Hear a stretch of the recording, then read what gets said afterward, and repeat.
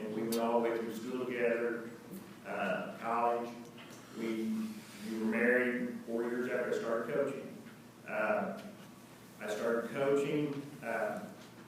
My road to coaching is probably a little different than a lot of people here.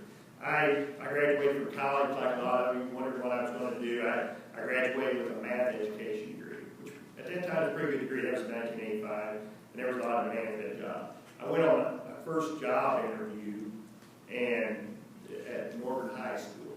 Bob Law was superintendent. Bob, he interviewed me, and I failed to mention that I went to school at Hardin Central. Well, our rival school all through those years was Northern High School. So here I am, a 22-year-old, interviewing with a person or a school that I really had grown to dislike through the years, and I was asking them basically for a job. And during the interview, Bob, he was talking, and he was talking a lot of sports. Bob was very interested in sports. He was a college official for several years, and he said, one of the things, he goes, if you take this job, he goes, you're going to have to coach varsity girls basketball.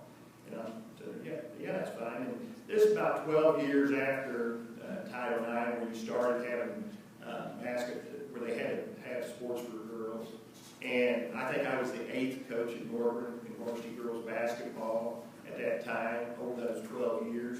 And, they'd kind of been a dumping ground for coaches as a young coach. And Bob told me, he said, he goes, you do this a few years, he goes, you get your foot in the door, he goes, and you move up to the boys or you do something different. And he said, this would be a good place to keep your feet in that. And I was young, and he told me, he said, I was a 3-sport athlete in high school. I had the privilege of playing on 2 state championship teams of football and track, and for 2 Hall of Fame coaches, Dean Hayes and Gary O'Neill. And I thought I had a lot of good memories from those guys, and I'd just take that into this coaching. I turned this girls program around.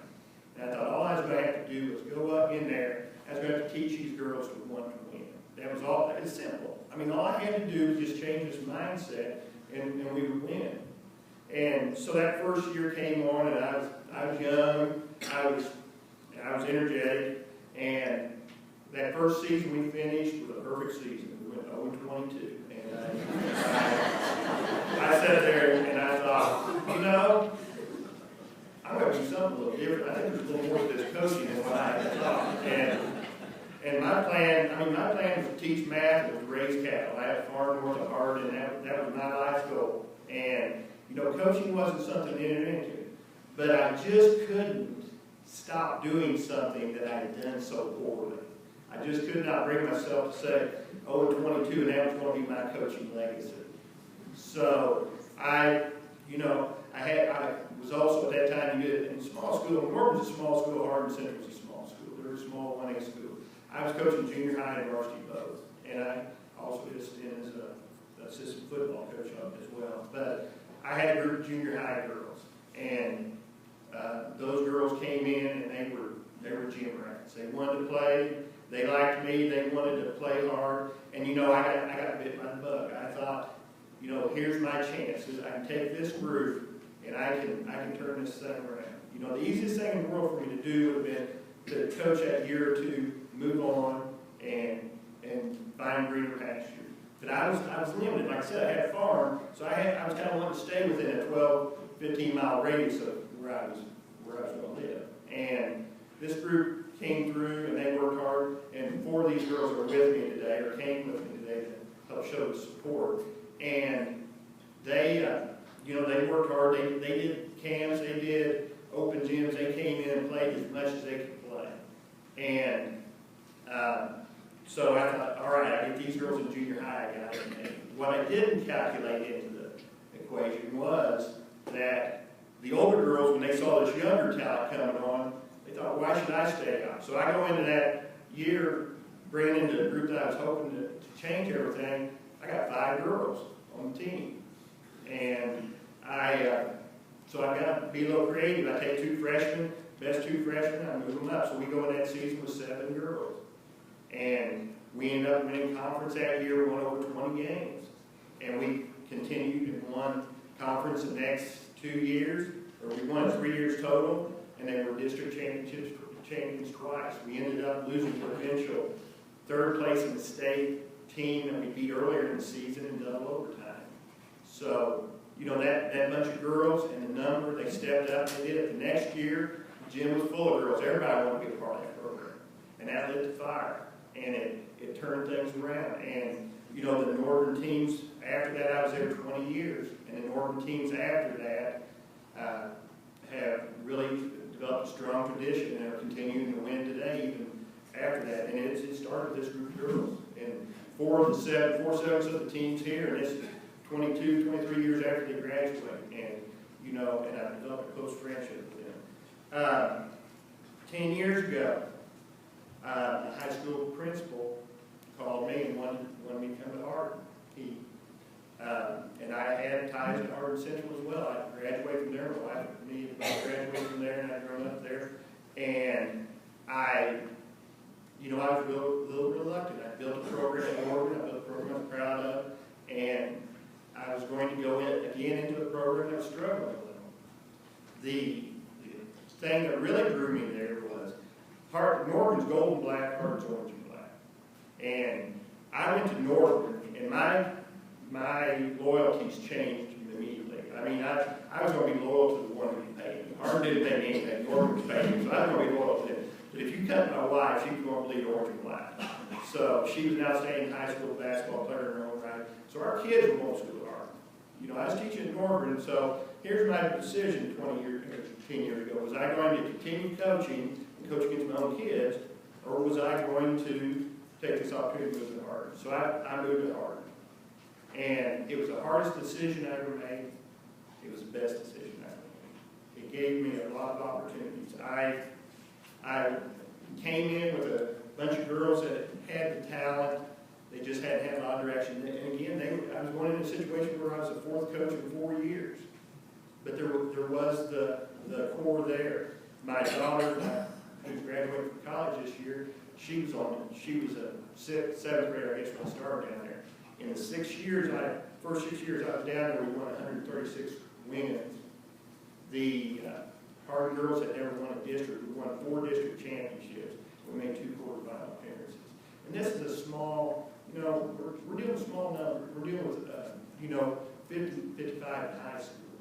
And, you know, and playing the teams that we were having to play, and our non-conference schedule was probably as tough as any around. But those girls worked hard, and, you know, I was very proud and very pleased. My daughter was an eventual MBCA All-State player, and she's since became a registered official. She's officiated all through college, has done a lot of high school, and she's taking her first job now. She's graduating this year from Math Green, going to Smithville High School next year.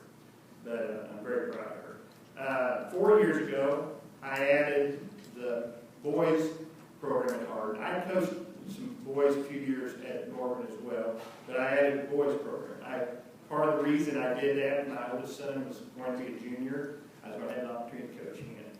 And so we went through, I was coaching girls at the same time, and the boys, they've been kind of middle of the road. I mean, if you thought Hardin Central, you thought football, you thought track, you didn't think basketball boys. And we've won 81 games in the last 4 years with those boys. They turned it on. We had school closed near us. They came down. They helped add to the success. But the boys have had 2 consecutive conference championships, and my youngest son, who's a sophomore, is playing on the team now. And that's probably one of the biggest things that Hardin has allowed me. I mean, it's given me the opportunity to coach and coach my own kids. And, you know, that's every dad's dream, is to be able to coach their sons and coach their daughters. But I think it's every kid's nightmare, you know. And, you know, me and the kids, when they went through school, we always had the agreement. As soon as we got in the car coming home, it was over. I wasn't going to sit there. I wasn't going to critique their play. I wasn't going to harp on them. There was going to be nothing said until the next day of practice. I mean, there was plenty said during the game, don't get me wrong, but I mean, man, they took it hard. I mean, they took it more than what a lot of people did. And so that was the agreement. I would not sit there and dwell on the game after it with them. But unfortunately for them, they didn't have the same agreement with their mom. because when they got home, she started in. And I'm not kidding you. And my wife's probably 5'6", 5'7". I've seen her throw the ball up to my 6-foot son or 6'2" son and say, let's go outside and show you how to post up. And, that's the way. And a lot of their abilities and a lot of their dedication came from her.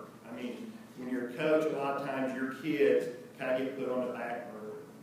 And because you're so busy with everybody else's. And, when these girls from Northern, when they came through, I didn't have any children when they started. I wasn't even married. They were my girls, and they still are. And they're just a little older now. But I'd like to take this opportunity to recognize my mother, who was also a teacher for 30 years. It's here, Jenny. My oldest brother, Scott. My wife, 3 kids, sorry. And you all pick one I forgot. I'd also like to take this opportunity to recognize my assistant coach for the last 4 years, and that's Tom Layman. Tom he came in, he's retired from another job, and he's came in and he just has a love of the game. We coached together. We've been friends for 12, 13 years, and we coached together, started out coaching together, our kids through Little League.